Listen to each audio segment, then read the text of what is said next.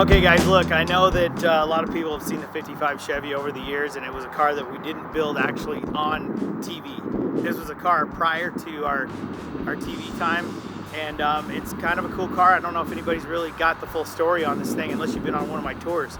So I'm gonna break it down a little bit and talk about the 55 Chevy. First of all, probably one of the all-time most badass gassers was a 55 Chevy to me. I think they look super cool. The two-door sedan, the sedan was a good car because it did have the post in it. Most of those cars, you know, the Bel Airs and stuff like that that were a hard top, they flexed a lot because they didn't have that post. So that post in there actually made the car a little more rigid. And so the sedan definitely is the car to have to make a gasser out of. Also, it's a little freaked down, as you can see that I cut a hole in the hood right here and put the blower through the hood. I know this happened a long time ago. Since then, you've seen a lot of cars on, you know, at car shows or on the internet that have started doing this, and it's just kind of cool, you know. My dad freaked out. You know, he's an old school guy that's pretty traditional, and I remember the day I had this laying on the ground. I was cutting it out with a plasma cutter, and he's like, "What in the hell are you doing?" And I'm like, "I'm making hot rod great again."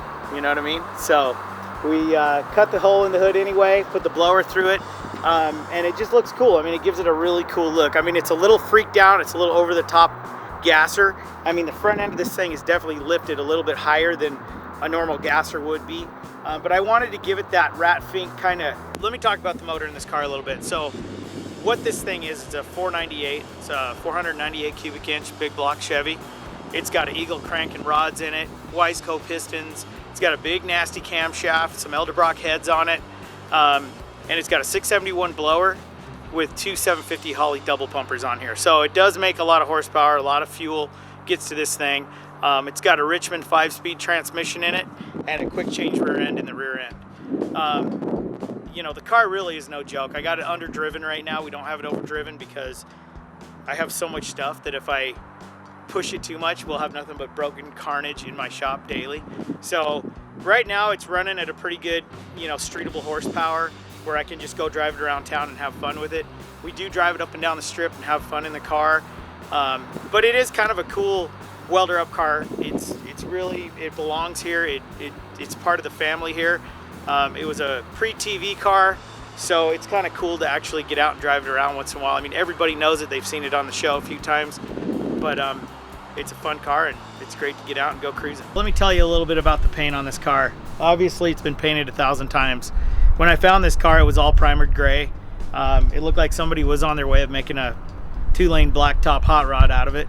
But I got it back to the shop and actually started sanding on it a little bit and realized that it had a bunch of colors underneath it. So I think Travis Dieter was with me and Justin, and we kind of sanded on a little bit and thought, you know what, let's just buff it out, see what it looks like. So this is what it came out like. The front, I think it was the front right fender on it, was not quite like the rest of them. It was a fender off a different car. So Travis actually blended that fender to make it look like the rest of the car, and you know, and then made it look, you know, just like this. I mean, we just sanded down to some of the old colors. The actual factory color was this green right here, and then it looks like they primered it red, and then they went with a metallic color, probably in the 70s, and then they primered it. And this trunk lid actually probably came off a different car because it was the actual blue. So I mean, you know, there's just a lot of different colors in the car, but it looks really cool. I thought, why mess with this paint job? We buffed it out, cleaned it up really good, and then just clear coated it, and that's why it's got like a shiny look. And you can see I used all the old, you know, tail light bezels on it and the old bumper, and you know, that's what's fun about building these rat rods, is you could kind of use the stuff that came with the car. Nothing has to be perfect, except for your brakes. Of course, you want to have perfect brakes so you can stop. Other than that, that's it, man.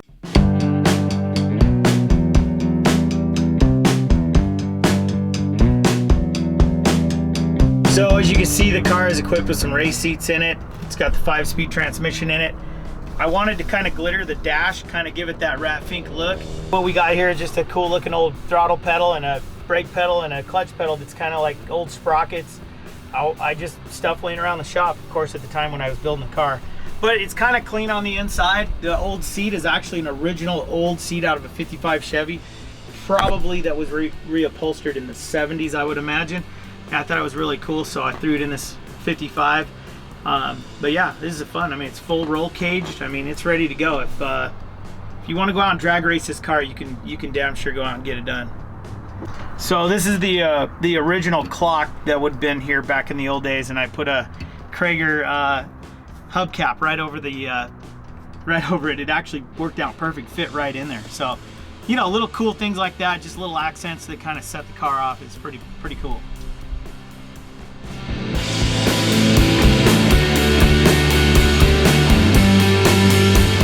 All right, so here's the cool part about the car, is getting underneath it and actually seeing what's underneath the car.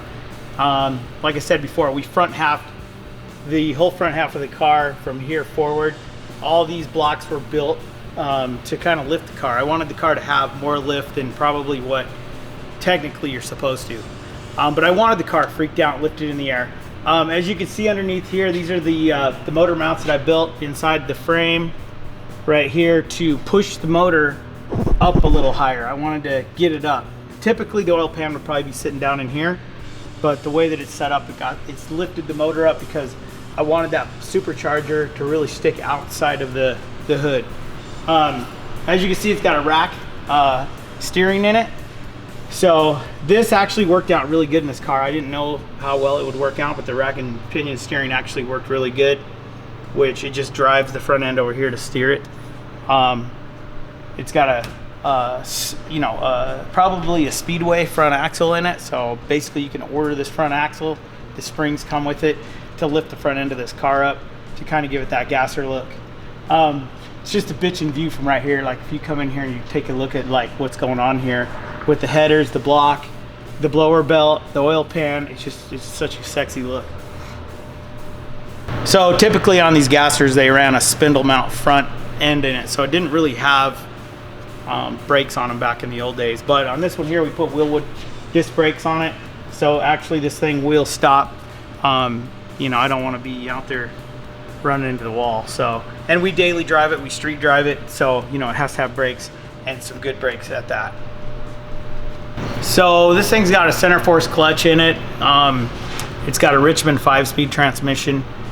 It's actually kind of nice to have that other gear, especially when you're running lower gears in the rear end and you want to drive it around daily.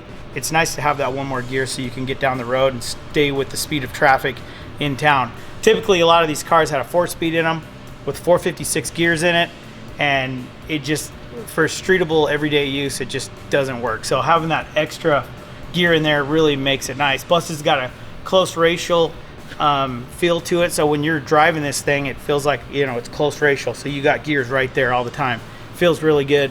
We got this cool little cross member that we built underneath here. Here's our ladder bars right here, which give the car lots of lift when the tires bite. So when them tires bite the ground, this ladder bar setup will actually lift the front end of the car a little bit, and it gives it a really good feel when you're driving it. The thrill of it when you're driving it isn't just the horsepower, it's how the car feels.